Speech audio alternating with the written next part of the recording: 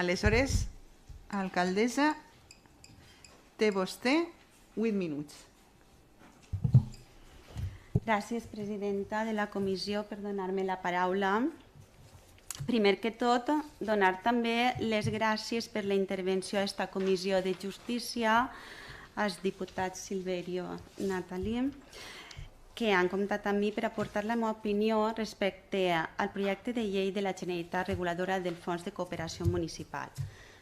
Represente al municipi de Xeresa des de juny del 2019 amb el càrrec d'alcaldessa i en les dues legislatures anteriors he estat ocupant el càrrec de regidora d'Hisenda, per tant, molt vinculada a la part econòmica de l'entitat i a la gestió del pressupost municipal. En el 2020 es van fer al municipi de Xeresa les següents actuacions gràcies a aquest fons. Contractació de 3 peons de manteniment per augmentar el personal de la brigada municipal amb la finalitat d'incrementar l'ocupació al poble. Vam acondicionar un pipicant ubicat pròxim al poliesportiu municipal, ampliant el tamany del mateix i instal·lant en ell un parc agility. Una altra actuació també molt important per al municipi i financiada per mitjà del fons va ser realitzar el programa Xeresa et Beca. Este programa va consistir en convocar 4 beques per a joves estudiants i que tingueren una ocupació durant els mesos de juliol i agost del 2020. Les 4 beques estaven assignades a les següents àrees. 2 beques per a l'àrea d'educació. L'objectiu, fer reforç a l'alumnat de primària del CEI Sant Antoni de Pàdua, Col·legi Infantil Primària del municipi, que durant el confinament, en el curs del 2020, amb motiu de la pandèmia per la Covid-19, els alumnes no havien pogut seguir el ritme del procés educatiu amb les classes online. Una altra beca va ser per a l'àrea d'administració, amb l'objectiu de reforçar les oficines de l'Ajuntament. I ja l'última va ser per a l'àrea de serveis socials. La finalitat de reforçar el servei de la persona auxiliar a domicili per augmentar el nombre d'usuaris, és a dir, poder atendre a més gent major i augmentar el nombre de persones que poguérem atendre amb diversitat funcional. Per últim, l'última actuació que es va finançar per mitjà del fons, i no per això menys important, va ser la millora de la xarxa d'aigua potable i clavegueram d'una zona del poble. En el 2020 es va rebre una quantitat total del fons de 190.722 euros i ens va permetre totes les actuacions esmentades abans. I en el 21, de moment, tenim assignat un import de 157.203 euros, amb el que financiarem factures de despesa corrent i, com no, per amortitzar l'històric préstec de pagament a proveïdors que va ser imposat pel ministre Montoro i regulat al Reial Decret 4/2012 amb unes condicions imposades i que venim arrastrant des d'aquesta data. Per tant, valore positivament aquesta oportunitat per a les entitats locals del País Valencià de regular el fons per llei, destacant el següent: garantir un sistema estable de finançament local i igualitari per a tots els municipis del territori valencià, permetre un sistema de cooperació i coordinació de finançament segur a cada entitat per ser destinat a realitzar actuacions que incrementen els serveis, aconseguir serveis de qualitat a benefici de tots els veïns, permetre incrementar l'autonomia financera per a les entitats locals, ja que els recursos no van estar vinculats a cap objectiu en concret i, per tant, cada ent es destinarà a les seues necessitats en matèria de serveis, infraestructures i equipaments bàsics en l'exercici de les seues competències municipals. Aconseguir aquest finançament bàsic per a tots els municipis i els locals menors assegura la sostenibilitat financera dels mateixos i considera que no és just que les diferents diputacions provincials han regulat l'assignació a cada municipi segons criteris de província, provocant desigualtat entre els pobles en funció de la província a la qual pertanyen.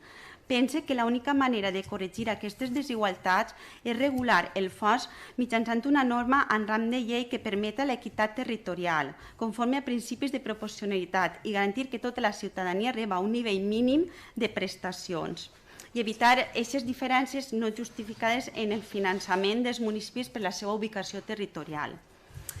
Imprescindible crear una comissió de col·laboració i coordinació del fons que participi en el seguiment i control del mateix i que permeta als ens locals menys una comunicació directa amb ella per a dubtes, preguntes que puguen sorgir i participar en ella de manera activa.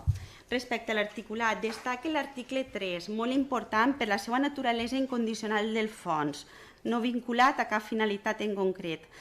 Això ens permet als alcaldes dels municipis gestionar de manera autònoma aquests recursos necessaris, financiar despeses i millorar els serveis per a tots els veïns del nostre poble. Finalment, l'ajuda econòmica hem de pensar que recau directament sobre les persones i això és el que hem de valorar, el benestar de tots.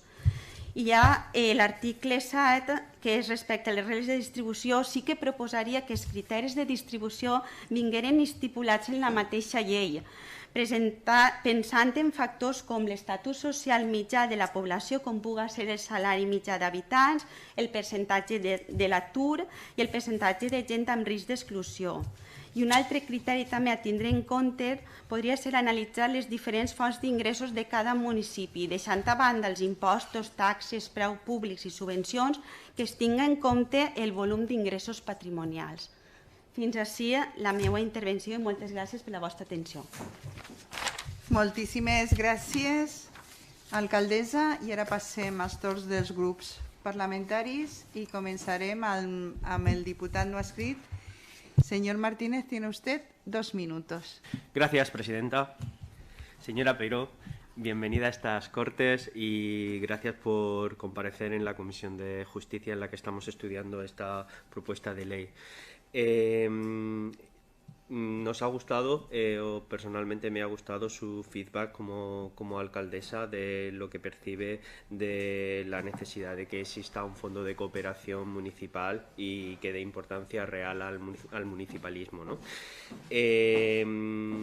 Lo que ocurre es que sobre un mismo hecho, como el que puede ser la autonomía financiera de los municipios, que se conseguiría a través de este fondo, hemos escuchado tantas versiones con los distintos comparecientes que parece que estuviéramos hablando de leyes completamente diferentes, o sea, desde comparecientes que están totalmente a favor hasta comparecientes que están totalmente en contra. Por lo que usted ha expuesto, parece que la valoración de esta proposición de ley para usted es positiva, para su municipio es positiva. ¿En qué la mejoraría, aparte de los criterios de reparto de los que ha hablado? Le adelanto, una posibilidad podría ser la de establecer ese suelo del que nos hablaba el compareciente anterior de unos 15 o 20.000 euros y a partir de ahí ya fijar criterios poblacionales. Xeresa, creo que no, es una población de la zona de la Safor, no es un municipio excesivamente grande, no se ve perjudicado por el número de habitantes que ustedes tienen a la hora de recibir los fondos por parte de la Generalitat. ¿Habría alguna manera de mejorar que pudieran recibir ustedes más fondos si se tuvieran en cuenta más criterios aparte del de la población? Muchísimas gracias. Gracias, presidenta. Muchas gracias, diputado. Passem ara al torn del grup parlamentari Unides Podem. Señora Gómez, tiene usted 2 minutos. Gracias, presidenta. Señora Peiró, gracias por comparecer hoy aquí y por traernos sus impresiones y sus valoraciones acerca de este proyecto de ley. Como bien dice usted, lo que se busca son más servicios y de calidad para todos los vecinos, y que se debe hacer una corrección de las desigualdades, ¿no? Y que para esa corrección es necesaria este proyecto de ley. Yo quería preguntarle si cree que la consolidación de este proyecto que hoy está siendo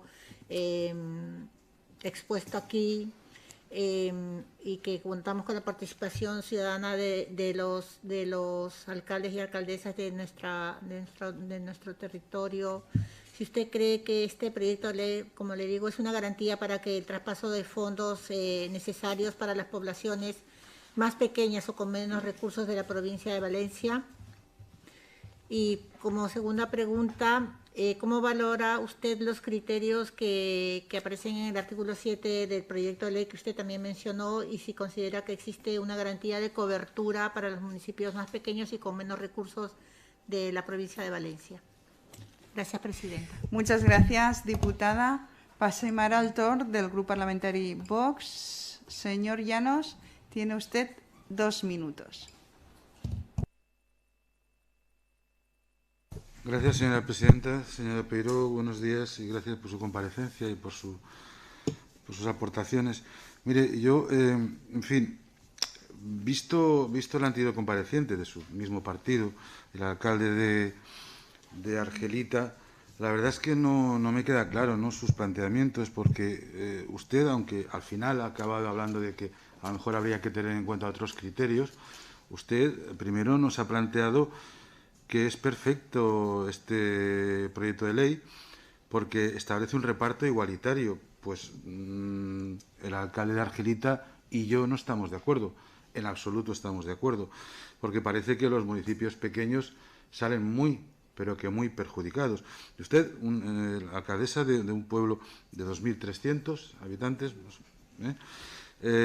ha hablado de unas cantidades que con el criterio de reparto que se propone a mí no me salen, o al menos no me salen en comparación con los habitantes del municipio de Argelita, que hemos visto exactamente antes, con 160 habitantes, exactamente antes de su comparecencia. Pero en todo caso, los de 160 salen muy, pero que muy perjudicados. No sé si los de 2.500 también, ¿no? Claro, hablan ustedes del papel de las diputaciones. Miren, ustedes lo saben perfectamente, la Diputación es un ente local.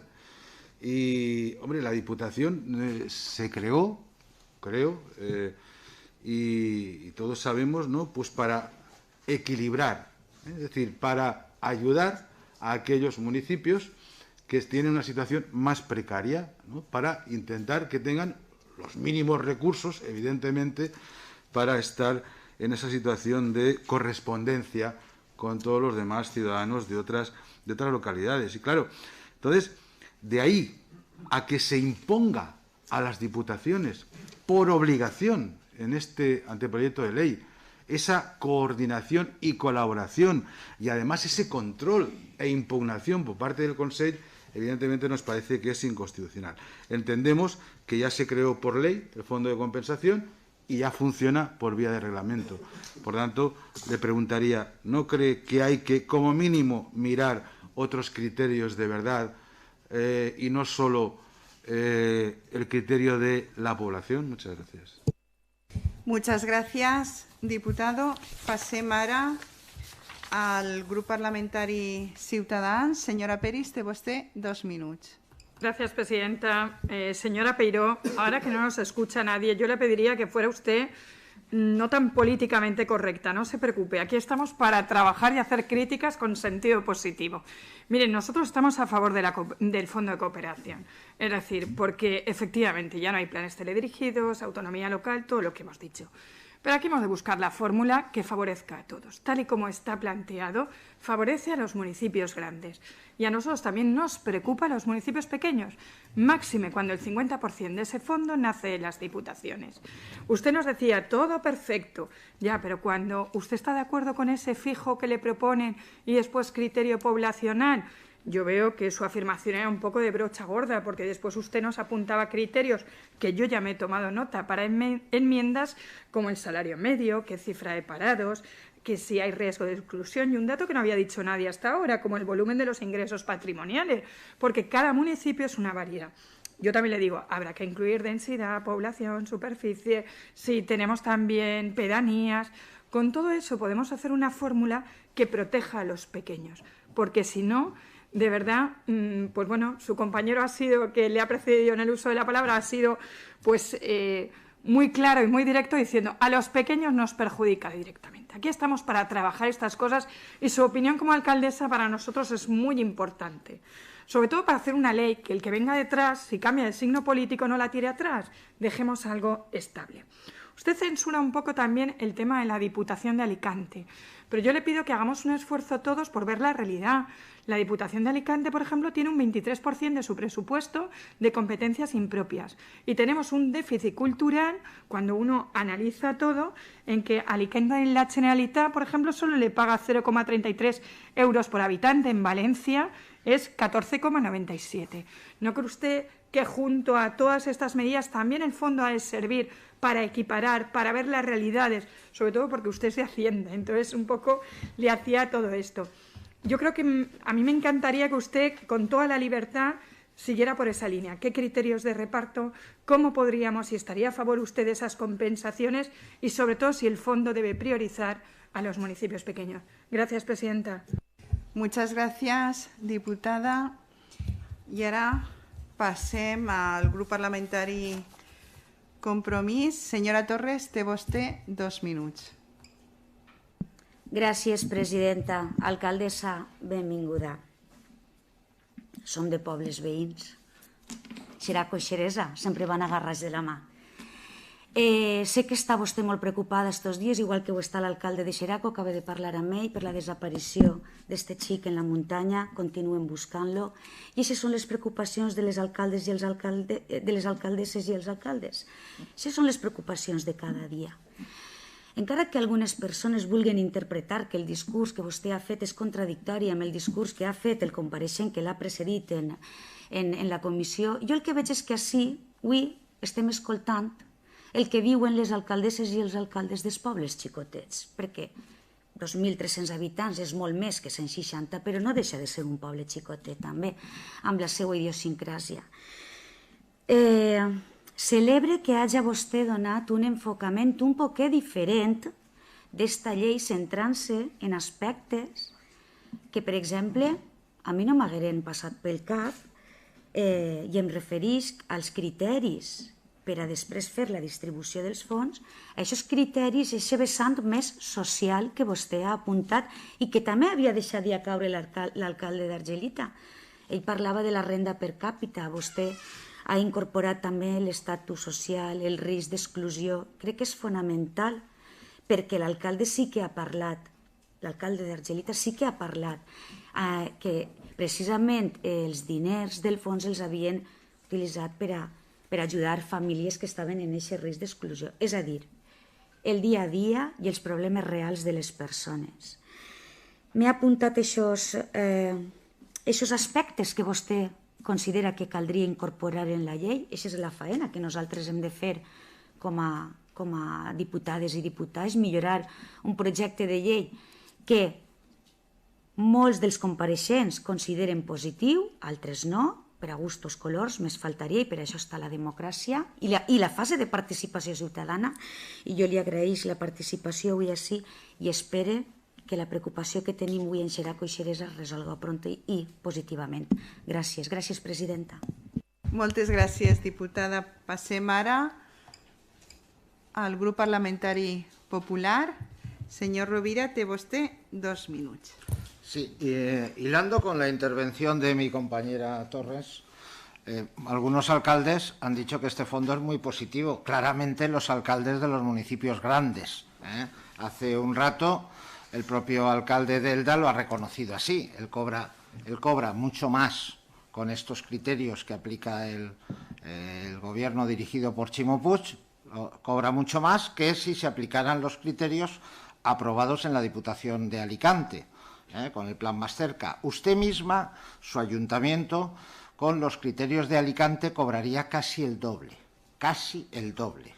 en un municipio equivalente de 2.000 y pico habitantes, casi el doble. ¿Por qué? Porque se le quitan, digamos, se aplican otros criterios, que yo creo que al final usted va a estar de acuerdo. Porque además, fíjese, el espíritu de la Ley de Bases de Régimen Local es que las diputaciones tienen que ayudar a la prestación de los servicios públicos esenciales a ciertos ayuntamientos, principalmente a los pequeños. Y hace además una mención especial a aquellos municipios de menos de 1.000 habitantes. La Ley de Régimen Local que esta comunidad aprobó en 2010 habla incluso y especifica claramente de ayudas especiales a aquellos municipios de menos de 500 habitantes. Con lo cual, cualquier plan donde las diputaciones participen. Y luego ya veremos jurídicamente si de forma obligatoria o voluntaria, porque esa es otra cuestión que no quiero entrar ahora. Cualquier plan que las diputaciones participen tiene que prestar especial atención a los municipios pequeños.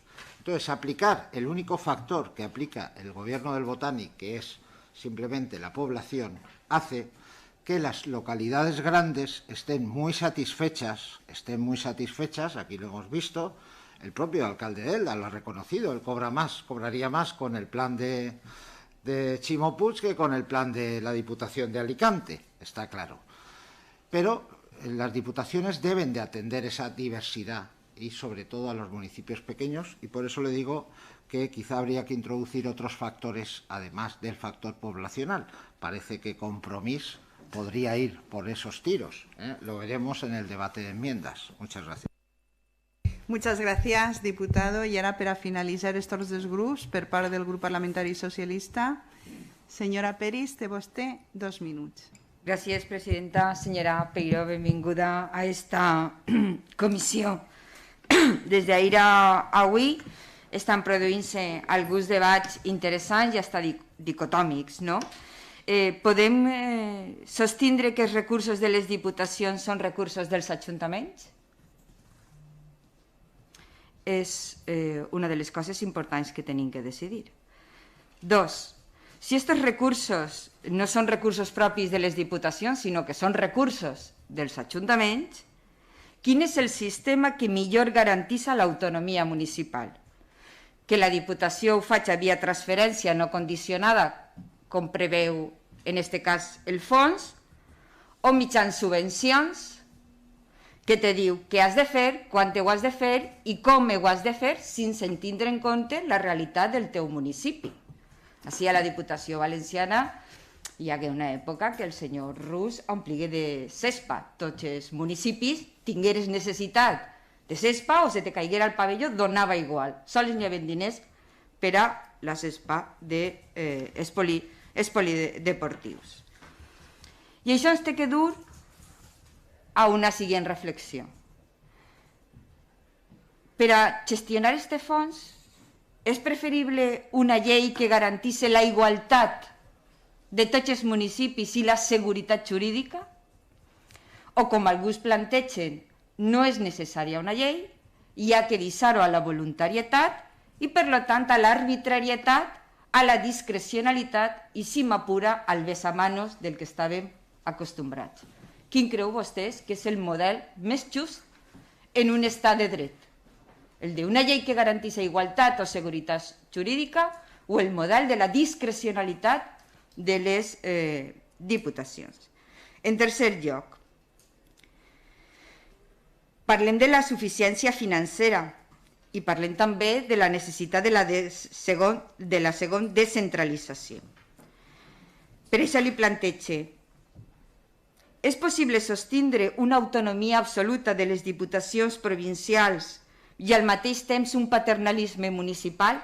És a dir, podem sostindre en aquests models una diputació autònoma, lliure per a decidir els seus recursos, però no respectar aquesta mateixa autonomia per als ajuntaments que necessiten els recursos per a gestionar les necessitats dels seus veïns i de les seues veïnes? Moltes gràcies. Moltes gràcies, diputada. I ara, alcaldessa, per a contestar, té vostè 6 minuts.